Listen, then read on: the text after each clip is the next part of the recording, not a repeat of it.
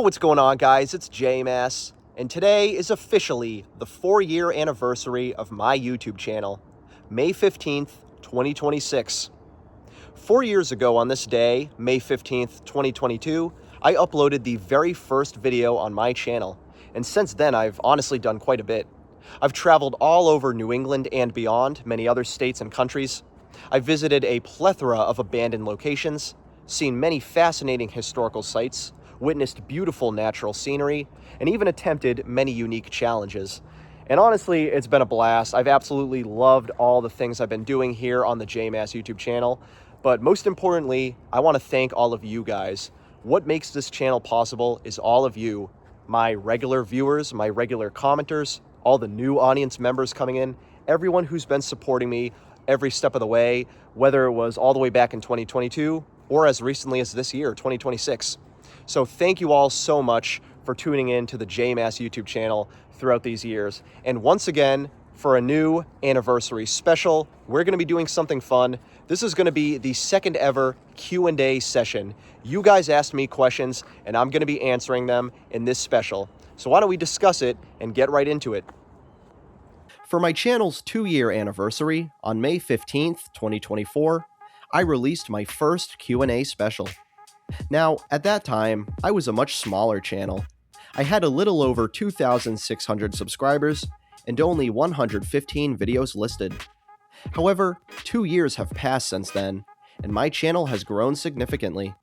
I now have over 11,500 subscribers, with 220 videos on the channel. I figured that it was only right to release a brand new Q&A special, now that I have a much larger audience to pull questions from, and to see how some of my answers have changed over time. I asked my audience to provide me with questions on both of my platforms, YouTube and Instagram, and they truly delivered. Now, one thing I'd like to do differently for this Q&A special versus the previous one is to be more concise. My answers in the previous Q&A special were unscripted and spontaneous, leading to minutes-long aimless rambling that unnecessarily stretched out the video's runtime. Now, we have a lot of questions to go through, so to speed things up a bit and avoid my notorious rambling speeches, I'll be scripting out my answers, trying to be as brief and clear as possible, while still providing a satisfactory response. I'm going to answer every question I was asked over the past few weeks, leaving no stones unturned. And, of course, if you left me a question at all, thank you for participating in this video. I appreciate all your questions. Also, please stay tuned until the very end of the video, as I'd like to give a more personal reflection on my channel's 4-year anniversary. These first two questions are related. Ghost of FPV 1151 asks, what got you into exploring, and how long ago did you start? And HRD008 asks, what made you start exploring and stick with it all these years? So I first started urbexing back in 2013, when I was a young 14-year-old with no responsibilities. During summer break, my friends and I would hang out almost daily, since we were out of school and we had no jobs or anything, and we would roam around the suburban town we were from. We knew of quite a few abandoned spots, so we started exploring them purely as a way to curb boredom, and to maybe be a little rebellious and edgy. However, what made me stick with urbexing for years, even well into adulthood, was my love for the history, aesthetics, and vibes of these spots. Abandoned locations are forgotten relics of a long-lost time, often serving as untouched or neglected time capsules. They hold so much history and weight, and there's almost always a strange beauty in derelict, decaying structures. Although I started urbexing as a bored, rebellious kid, just looking for something to do with my friends, I now urbex as someone who loves history and documenting historic sites. Similarly, HRD008 asks, what was your first spot? And Incognito Monkey 45 asks, what was your first urbex? Were you once super paranoid about getting in trouble? As mentioned, the first abandoned location I visited was back in 2013, in my hometown of Chelmsford, Massachusetts. It was a small, frankly insignificant warehouse that's since been demolished and replaced with a liquor store.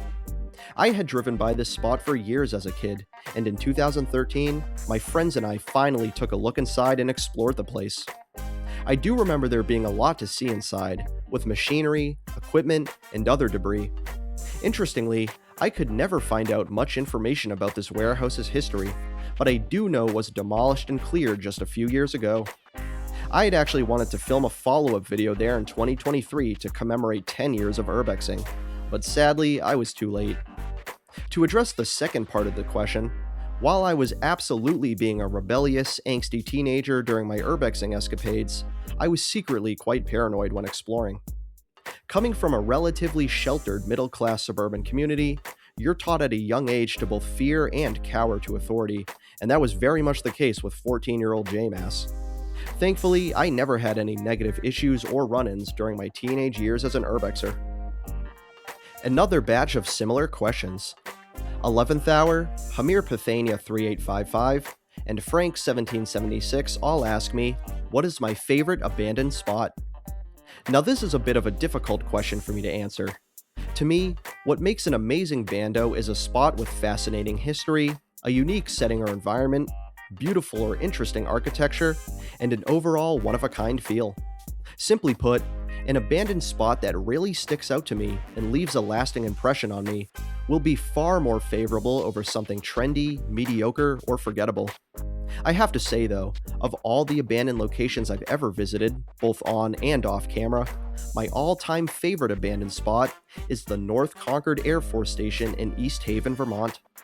This place is incredible. It's a decommissioned Cold War-era radar station situated at the summit of a scenic mountain in northeastern Vermont. You can stand on the top of these massive radar towers and see for miles over the rolling Green Mountains, all while you navigate through the mesmerizing debris and wreckage of this historic site, which once served the US during an era of geopolitical tensions. I've only been here once, but it was quite the journey. This abandoned spot is beautiful, historic, and fascinating.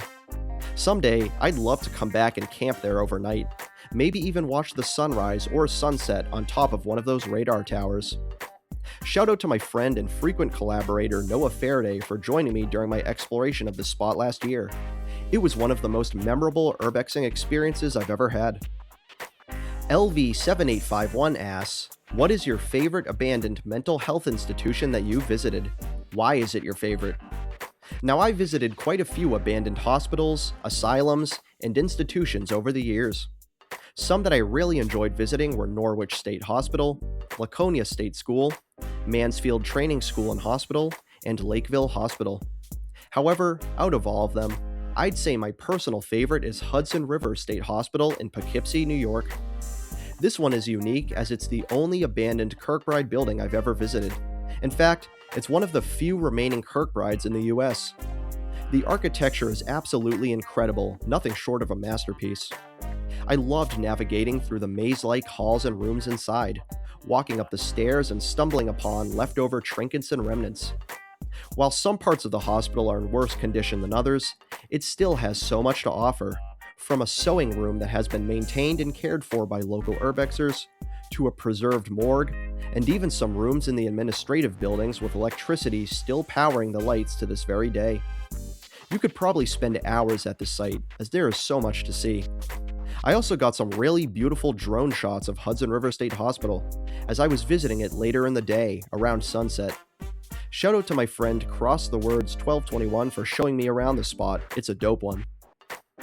Iron Monkey 666 and Fix It Frank both ask variations of, what's an abandoned place you really want to explore?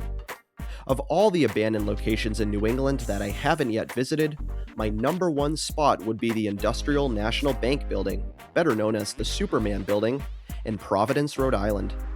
This is an Art Deco skyscraper, the tallest in Rhode Island in fact, that has been abandoned since 2013.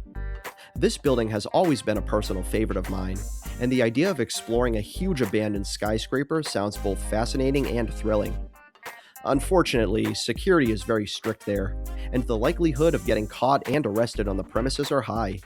It is the most iconic landmark in Providence after all. While my chances of ever visiting the Superman building are slim, this is my dream bando here in New England, and I'm hoping to be lucky enough to explore it someday soon. I can only imagine what those panoramic rooftop views must be like. Insane Films Productions asks, what was your favorite thing in the abandoned motel in Massachusetts? If you're unaware, he's referring to an abandoned motel I visited last year, in April 2025, that I dubbed the Lover's Motel. This was a surprisingly clean, intact, and preserved motel that was mostly untouched at the time, with fully furnished rooms. Easily one of the most unique abandoned locations I ever explored. My favorite thing at the site was definitely the heart-shaped hot tubs, which could be found in the bathrooms of many of the rooms. Varying in color, style, and size, these hot tubs were far from romantic, instead coming off as dingy and seedy, especially amid the backdrop of being in an abandoned building. However, I loved checking them out, and I couldn't help but lay down in some of the hot tubs. Let's just hope that there was no residue left behind. Alexa88 asks, are there any abandoned locations outside of the US you want or plan to explore? As of recording this, I've visited 7 countries, excluding the US. They include Canada, Mexico, Brazil, Bolivia, Chile, Argentina, and Uruguay. I actually have done some urban exploring in a few of these countries. For example, I released a video on Chacaltaya, an abandoned ski resort within the Andes Mountains, just outside of the city of La Paz, Bolivia. That being said, there are definitely many spots abroad that I'd love to explore someday. This is a bit of a cliche, generic answer, but I'd love to explore the ruins of the Chernobyl nuclear power plant and the nearby abandoned city of Pripyat in Ukraine. That is definitely a bucket list item for me, primarily because getting in is extremely difficult and dangerous. However, to provide a more unique answer, I'd love to visit the Mansell Army Sea Forts, just off the coast of England in the United Kingdom. These are a collection of fortified towers built during World War II, planted directly within the Thames and Mersey estuaries. I've always found these historic hulking structures so fascinating, and the thought of boating out to them and exploring them up close is a dream of mine for sure. MROM07 asks, which states would you like to visit but you haven't visited for urbex? Looking at it specifically from an urbexing angle, I think the top state I'd love to visit and explore bandos at, that I haven't personally been to, is Michigan. And that's mostly because of the city of Detroit, which has so many unique abandoned locations scattered around it. In the 1950s, Detroit had a population of nearly 2 million people and was one of the wealthiest cities in the country. Today, the population is just above 600,000, and the economy has floundered dramatically. So many relics of Detroit's opulent boomtown past can be found within the city's many neighborhoods and suburbs, especially some truly intricate architectural marvels. From churches, to train stations, to ballrooms, to schools, to theaters, and a myriad of houses, the Detroit metro area has a vast collection of interesting abandoned spots that I'd love to visit someday. Now, safety is probably a concern I should have when visiting bandos in Detroit, but hey, if I get to see a beautiful Art Deco bando up close, I'll risk it. I will briefly mention that I actually have plans to visit Michigan in July, but I'll be heading further northwest to Traverse City. I definitely plan on checking out the old tunnels at Traverse City State Hospital, so stay tuned for a potential video there. Iron Monkey 666 asks, what kind of stuff do you bring with you when you explore abandoned places? Now this may vary depending on the location, but for the most part, I always bring a backpack with me that contains the following: a flashlight, a portable charger, a charging cable, hand sanitizer, pepper spray, and a water bottle. I probably should bring gloves and a mask as well, but I'm very dumb and always forget to do so. If I'm filming a video, then I'll bring filming supplies, like a tripod for my phone, microphones, and my drone. For the most part, I try to avoid overpacking, keeping my backpack lightweight while still having the necessities. Some more similar questions. Explore Midwest asks, what's some ways you recommend to find bandos? And Nate Fredette asks, best advice for researching? In my opinion, there are 3 major ways to find abandoned locations. The first way is by researching online, and there are a plethora of resources for that. Of course, there are mainstream sources like Atlas Obscura and Only in Your State, but if you truly do some digging, you can find more obscure websites and blogs that have leads. My best advice is to be mindful of the keywords you use. For example, make sure to include the name of the state, town, city, or general geographic location you're trying to find abandoned sites in. It's much easier than you think, but it requires some digging and a lot of reading. Google Maps is also a great source. You can scour it for hours, sometimes randomly stumbling upon promising leads. The second way is by talking to people through word of mouth or online discussion forums. While some urbexers gatekeep their spots, others are far more willing to share, especially if you trade with them. While I rarely, if ever, ask for spots, I have been lucky enough to receive many leads from friends and viewers alike. My recommendation would be to get involved in urbex group chats, whether on Facebook or Instagram or Discord or any other active online forums. The third way is by stumbling upon bandos yourself, which can happen a lot if you drive a lot. As someone who drives all over the northeastern United States, I can't tell you just how many times I've randomly and effortlessly stumbled upon an abandoned site in the wild, completely unintentionally.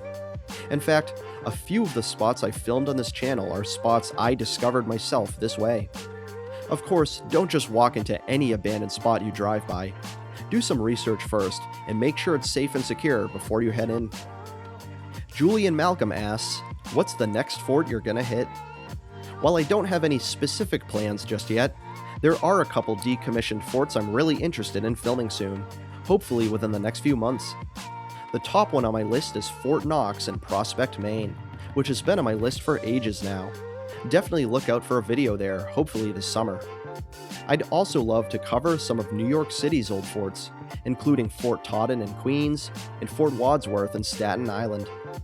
I'd also be interested in covering Fort Warren out on George's Island in the Boston Harbor. Shockingly, I've never visited any of the Boston Harbor Islands before, which is probably my biggest shame as a constantly traveling masshole. Fort Adams in Newport, Rhode Island is another great one I may cover someday, although it tends to be very busy there, which can be a bit tricky when filming. You're the fort expert, of course, so let me know if you have any ideas for me. Frank1776 and Cheetah02 both ask similar questions along the lines of, what are your strangest and or craziest experiences while traveling and filming? Probably my craziest urbexing experience was when I was visiting the abandoned alien house up in Bristol, Maine back in late 2023. This is one of Maine's most iconic bandos, and one I was really looking forward to exploring and filming. While filming the video, I got stopped by two armed hunters who were supposedly propositioning themselves as vigilante caretakers of the alien house, despite not owning the property. Keep in mind, this is in rural Maine, and I was all alone with spotty cell service. I really had no chance against two older men with guns. With these two guys threatening me, clearly armed, I decided to just do as they say, and I deleted all the footage and photos I had taken. I was then escorted off the property back to my car, and I haven't been back since, and to be honest, I probably won't.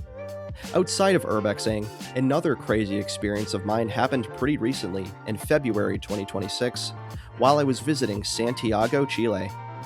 I had just gotten off the plane and was picking up my rental car when two guys came up to me. To make a long story short, I got robbed. While one guy was distracting me by pricking my rental car's tire with a pin, the other guy grabbed my backpack from the unlocked door. They both ran off, leaving me without my bag and with a flat tire. Thankfully, I had no valuables in my backpack. My wallet, phone, and crucially my passport were all in my pockets at the time. While I lost some toiletries, clothes, and a charger or two, I lost nothing important other than my dignity. I had to go get my tire changed at a random mechanic's shop nearby and buy a bunch of new toiletries and chargers. To make matters worse, I speak very little Spanish, so that was just another barrier to deal with. I would absolutely return to Santiago though. It's a great city, despite that one incident.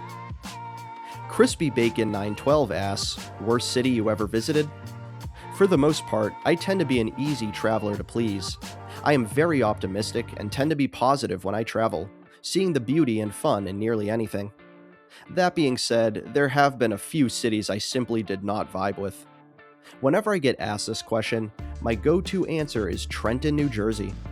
Trenton is one of the most disgusting, vile, and pitiful excuses for a capital city I've ever seen. When I visited Trenton for the first time in 2019, the Capitol building literally had boarded up windows. Does that not scream depressing to you? And despite being such a historic city with so much cultural and historical relevance, Trenton does a really piss-poor job at preserving that history. In general, Trenton is a sketchy, ugly city that could do so much better if the state and city governments invested in it. Some honorable mentions for cities I didn't like are, in no particular order, Troy, New York, Erie, Pennsylvania, and my arch nemesis, Bridgeport, Connecticut.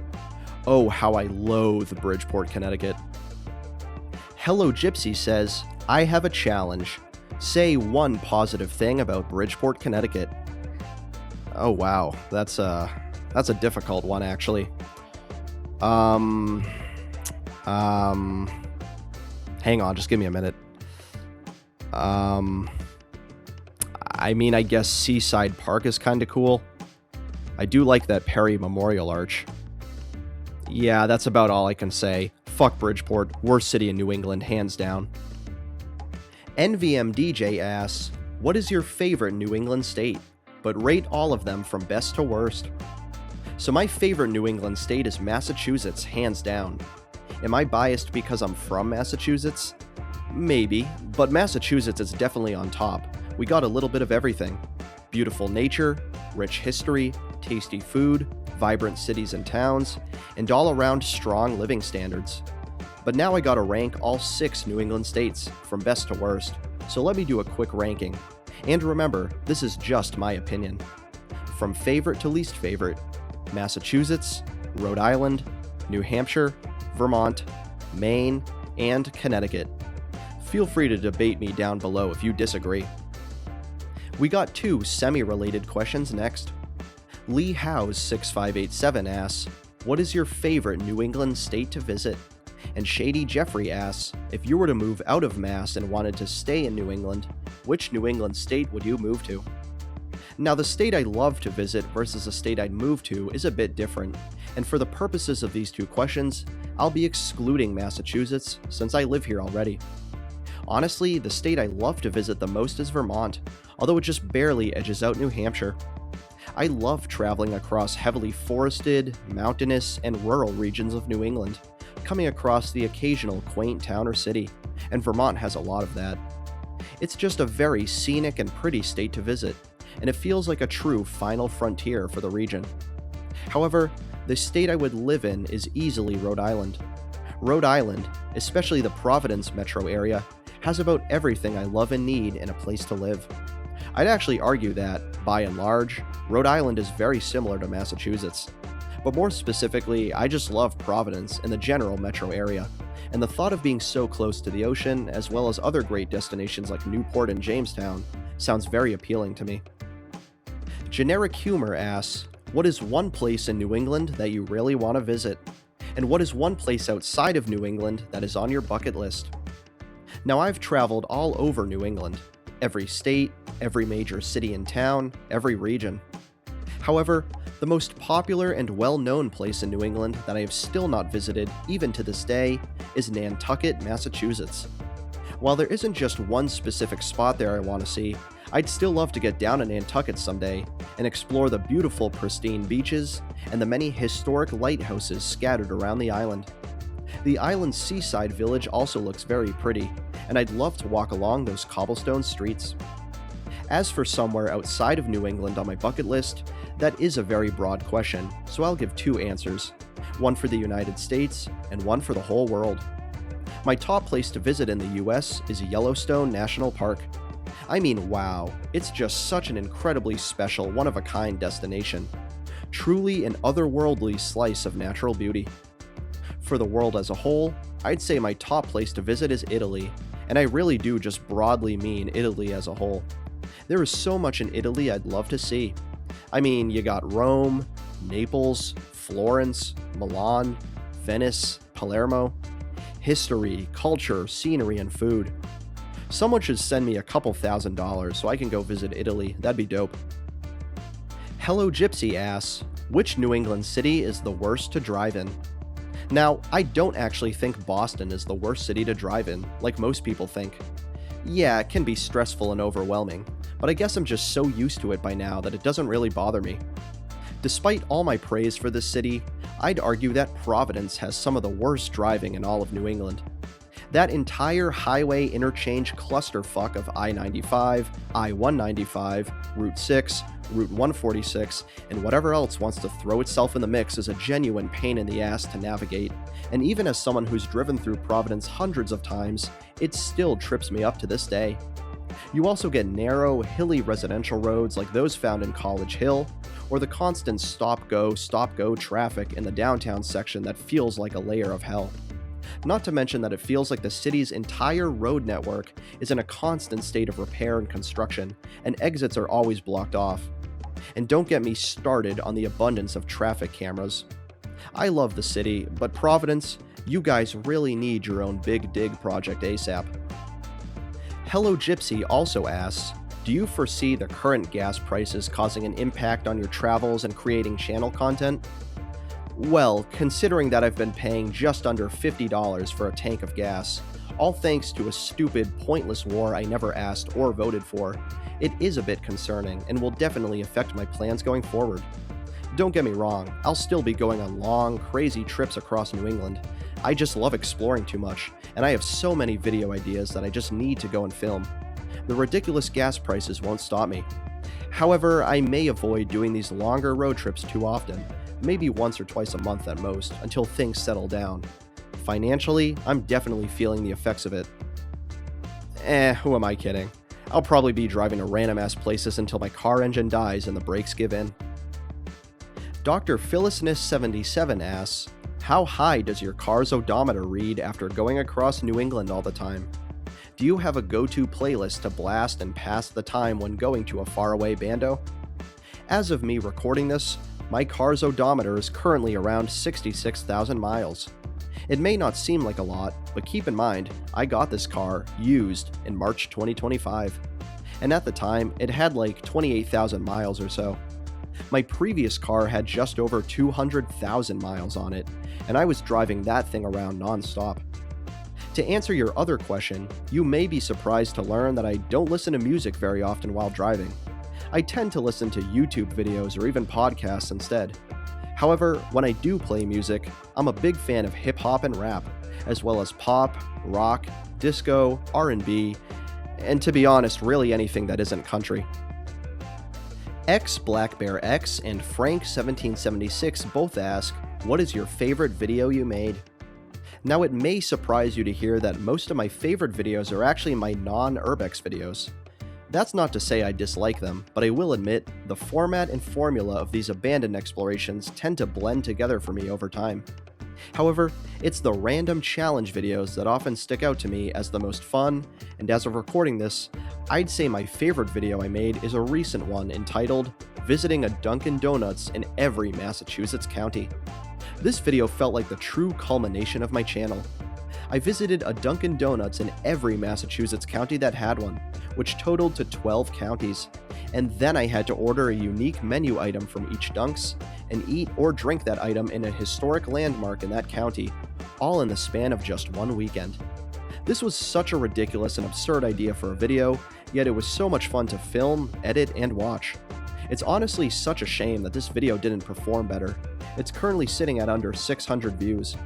I really am proud of this video, so definitely give it a watch if you haven't seen it yet.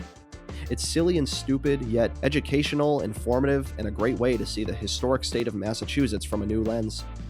What other YouTuber would drink a frozen hot chocolate in front of one of the judges' homes from the Salem witch trials? Pumpkin Muffin Cake asks, do you have any scrapped videos, like videos you filmed but never released?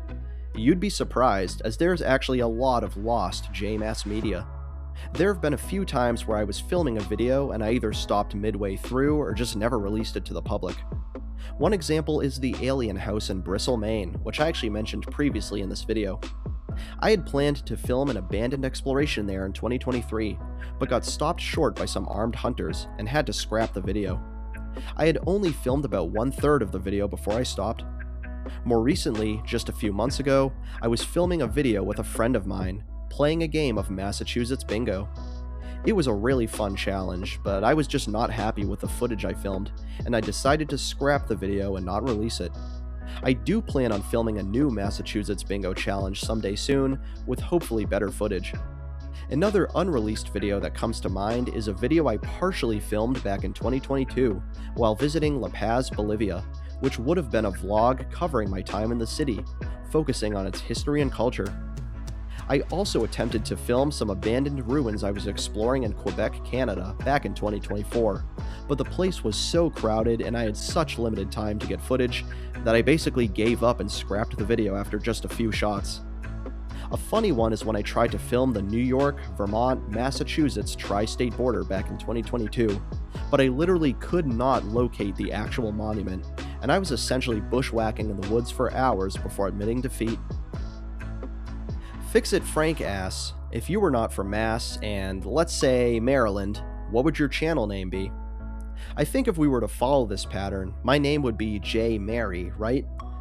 But for real though, it's hard to say. The name J Mass is actually quite simple. The J stands for my real name, Jacob, and the Mass stands for my home state, Massachusetts. Put it together and you got J Mass. However, before I settled on this name, I had floated around a few other ideas. I think the previous name I had was Masshole J or something like that.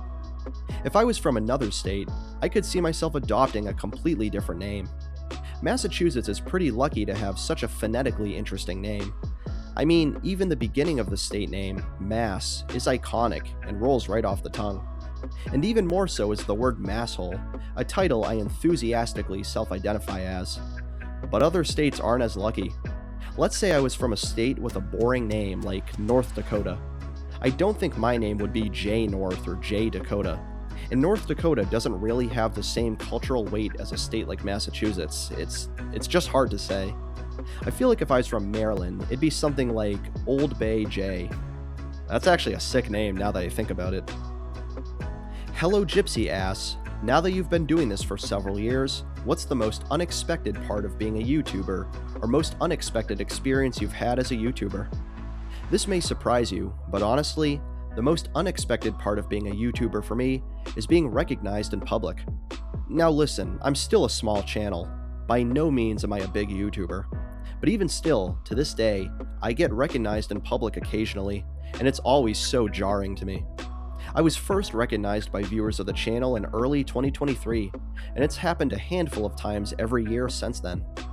Some of the places I've been recognized at include the Livermore Falls Ruins in New Hampshire, Norwich State Hospital in Connecticut, my local Whole Foods, the side of the road while walking across New Hampshire's entire seacoast, twice actually, and a hiking trail in western Massachusetts. Frank1776 asks, where was the most historic place you filmed?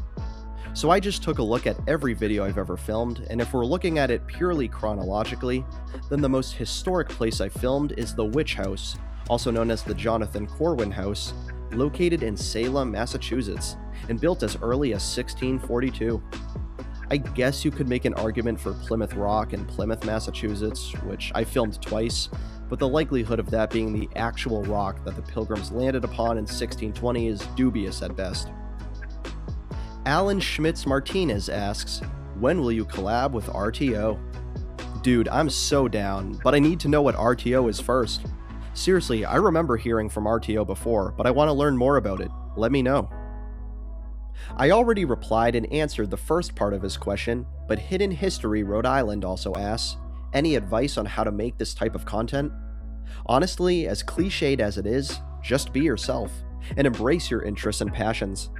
People are more likely to watch your videos if you exude sincere interest and passion in the subject matter. Never film stuff purely for the views or the likes or the money. Film the things you want to cover. There have been, and will be, many times where I cover topics that some might see as random or weird, but I try to do them justice by detailing the fascinating history and lore behind them, and filming great footage. I'd also recommend being clear and concise in your narration, and to engage with the viewer in an interesting way. A personal opinion of mine is that I hate dead air in exploration videos. If I'm filming a video of me exploring something, there should be non-stop discussion, narration, and engagement with the viewer. I want them to feel like they're there with me, like this is a lively, vibrant exploration, not a stifled and boring shuffle through a spot I don't care about or have nothing to say. I have a pet peeve towards urbex videos that are mostly silence or dead air. I find them extremely boring and frankly unwatchable. That's why I'm constantly yapping in mine, but to be fair, I try to make most of what I say have substance, or just be relevant to the subject matter at hand. Oh, and one last tip, watch your camera work.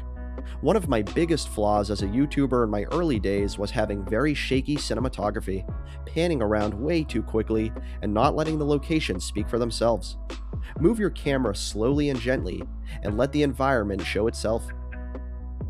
Cheetah02 asks, do you believe in ghosts and have you seen any of them? I'll be completely, truthfully honest with you. I do not believe in ghosts, nor do I believe in anything supernatural or paranormal. To be honest, I'm generally just a non-spiritual person who relies on scientific fact and proven or confirmed knowledge. I've been an atheist for a majority of my life, and unless I see something to be proven or confirmed by verified facts, I tend to be skeptical. Such is the case with ghosts. While I know many urbexers tend to believe in the paranormal and believe that most abandoned locations are haunted, I just don't. I've never seen any proof of ghosts, and frankly, the so-called proof I have seen can be easily explained. Oh, a door shut by itself? That's a wind draft. Oh, floating particles in the air? That's dust or debris. I felt a cold hand touch my shoulder? Wind draft again. Now don't get it twisted, I would never judge anybody who does believe in ghosts. My good friend Noah Faraday, who I explore with a lot, has an entire YouTube channel based on paranormal investigations, and I respect him for that. But you can watch any of our collaborations together where we investigate old cemeteries and see how not shocked I am when we leave empty-handed with no paranormal sightings. Fawn Fredenberg 5361 and Frank 1776 both ask me, what's your favorite restaurant? Now this genuinely might be the hardest question of the bunch. I can't lie, I was really racking my brain on this one, but it's so hard to choose just one single restaurant, as I have such an eclectic taste in food, and my cravings vary day to day.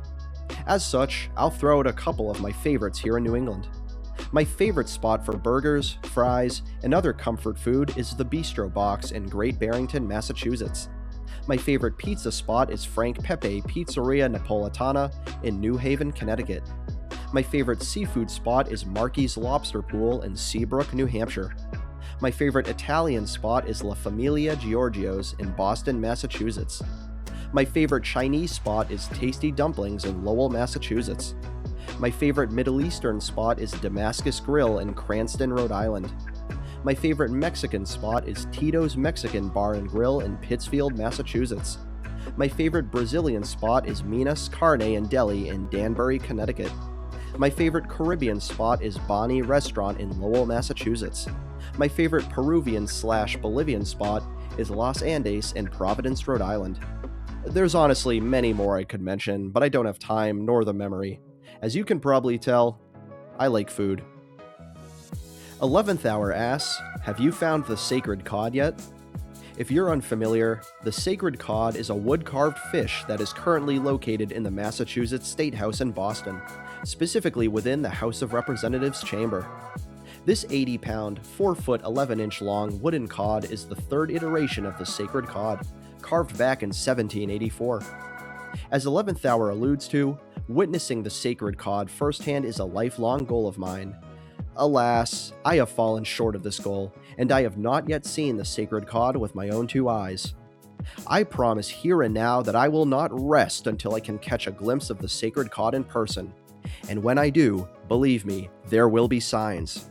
Perhaps even a video. Dave G. C5F asks, what did you major in college? What is your regular day job? My major in college was English, which probably explains why I yap a lot, and why my scripts are always long-winded. I've always considered myself a skilled writer, particularly regarding syntax and grammar. However, my job is much different. Without getting into specifics, I work a standard 9-to-5, Monday through Friday office job in sales. I've been there for quite a few years now. I even have my own cubicle and everything. The Urbex Voyage asks, is it true they call you the Massachusetts Monster? Yes, sir, the allegations are true. They do, in fact, call me the Massachusetts Monster, MM for short.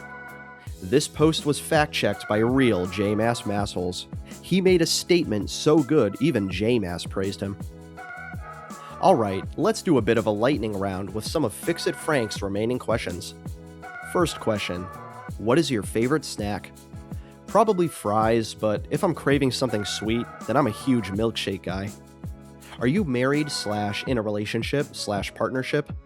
I've been in a long-term relationship for many years now, like a decade, but unfortunately, my girlfriend never wants to be in my videos. Maybe someday though. If you owned a duck, what would its name be, and would you dress it up? I'd probably name it something unexpected like Goose, and I'd dress him up in a fresh-ass puffy jacket with Tim's. What other urbex creators do you watch? Shockingly, I really don't watch much urbex content on YouTube. I know it's kind of hypocritical, but when I do, my all-time GOAT and major influence is Jason Allard, a Rhode Island-based urbexer who has some of the best New England urbexing content out there. So well edited, with fantastic storytelling and visuals. What non-urbex / historic hobbies or interests do you have? I'm a huge fan of movies, and I have been for years now. I even write my own film scripts sometimes. By the way, follow me on Letterboxd right now if you haven't already. I also love nature, so I go hiking quite a bit. I'm also a huge animal lover, and I know more about animals than I think most people expect. Boxers or briefs? Briefs. I'm trying to feel snug and comfortable. Hello Gypsy asks, if someone made a documentary about your life, which 10 songs would you want to be on the soundtrack? Explain how they represent your journey. This is a really interesting one and required a lot of thought. To answer this one, I examined my life and tried to pinpoint different songs and/or albums that had a major impact on me, whether historically or emotionally. The first artist I really grabbed onto as a fan in my younger years was Eminem, so I'd say The Real Slim Shady as the first song on the soundtrack, symbolizing my silly attitude and early exposure to rap music.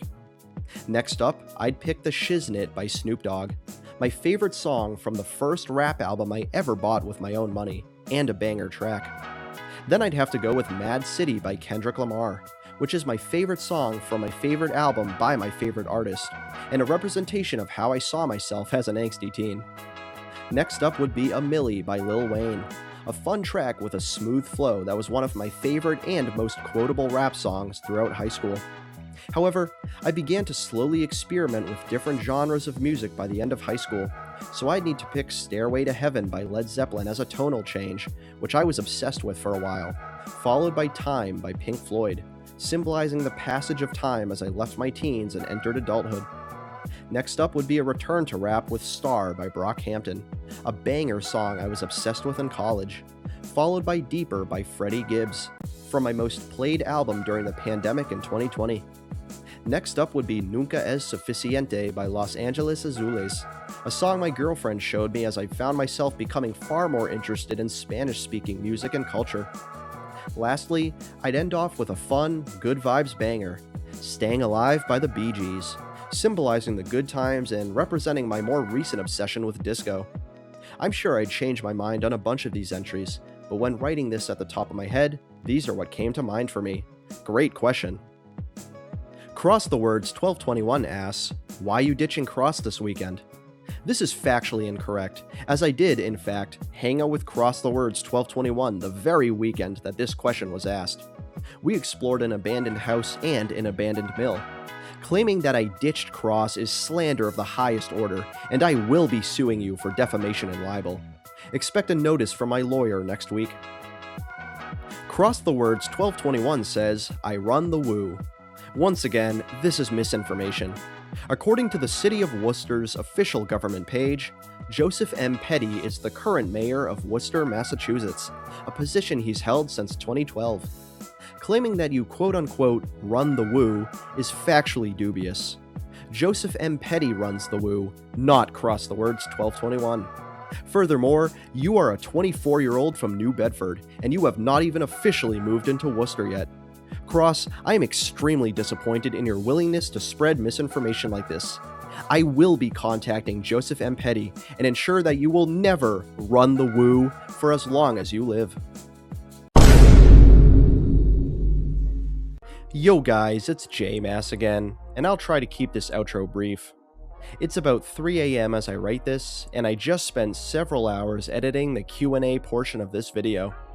I'm beyond exhausted right now, and I have work in just a few hours, so my grand plans to write a more detailed, elaborate speech have basically been scrapped. That being said, I do want to say a few final words for this occasion. Mainly, thank you all so much for a wonderful 4 years of this YouTube channel. Your support and viewership truly means the world to me, and all the positive comments I get motivate me to continue. I uploaded my very first video on May 15th, 2022, and after filming hundreds of videos exploring much of what New England has to offer, I still feel like I'm just barely scratching the surface. I may be 4 years in as of today, but I still have grand plans for the channel.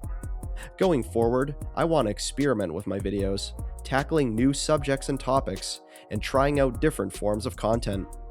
I will still be doing what I do best, exploring New England, but in a bit of a different way. Still, I'll be sure to release an urban exploration video every so often, for old time's sake. Anyways, thank you all for watching, and especially thank you to all who sent me a question for this Q&A video. I had a blast answering your questions. Happy 4 years of the channel. This truly is a momentous milestone. It's pretty crazy to think that I've been consistent for 4 straight years, with no major breaks or hiatuses or anything. Shout out to all of my lovely channel members as always, you guys are awesome. And also, don't forget to follow me on my Instagram, @jmassofficial, that's @jmassofficial. Alright, I'll see you all on my 5th anniversary in 2027. I'm gonna go to bed now. Good night.